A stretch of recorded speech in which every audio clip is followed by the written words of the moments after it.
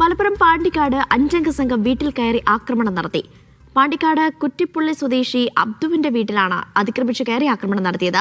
കവർച്ചാശ്രമമാണെന്നാണ് പ്രാഥമിക നിഗമനം.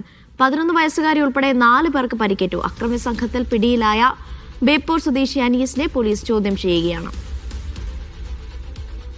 യൂനുസിന്റെ വിവരങ്ങൾ നൽകാനായി. യൂനുസ്, എന്താണ് സംഭവിച്ചത്? ചോദ്യം ചെയ്യലിൽ എന്തൊക്കെ വിവരങ്ങളാണ് അന്വേഷണ സംഘത്തിന് ലഭിച്ചിരിക്കുന്നത്?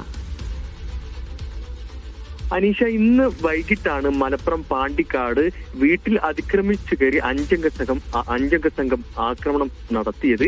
പാണ്ടിക്കാട് കുറ്റിപ്പുളിയിലാണ് സംഭവം. ഈ പാണ്ടിക്കാട് കുറ്റിപ്പുളി സ്വദേശിയായ ചക്കാലക്കുത്ത് അബ്ദുവിന്റെ വീട്ടിലാണ് ഈ അഞ്ചംഗ സംഘം കവർച്ചക്കായി എത്തി ആക്രമണം നടത്തിയത്. ഈ 11 വയസ്സുകാർ ഉൾപ്പെടെ 4 പേർക്ക് ഈ ആക്രമണത്തിൽ പരിക്കേറ്റിട്ടുണ്ട്. ഈ അക്രമി സംഘത്തിലെ ഒരാൾ ഇപ്പോൾ പിടിയിലായിട്ടുണ്ട്. ഈ ശബ്ദം കേട്ട് നാട്ടുകാർ ഈ വീട്ടിലേക്ക് ഓടി എത്തുകയായിരുന്നു. തുടർന്ന് മറ്റ് 4 പേർ ഓടി രക്ഷപ്പെട്ടു. ഒരാളെ ഈ നാട്ടുകാർ പിടികൂടി പോലീസിൽ ഏൽപ്പിക്കുകയായിരുന്നു. ബേപ്പൂർ സ്വദേശിയായ അനീസാണ് പിടിയിലായത്. ഇയാളിപ്പോൾ പോലീസ് ചോദ്യം ചെയ്തു വരികയാണ്.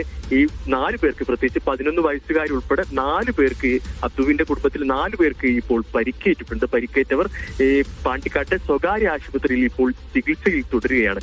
പ്രധാനമായി പോലീസ് വൃത്തങ്ങൾ പറയുന്നത് ഒരു കവർച്ചാ ശ്രമമാണ് എന്നാണ് പ്രാഥമികമായി ലഭിക്കുന്ന വിവരം.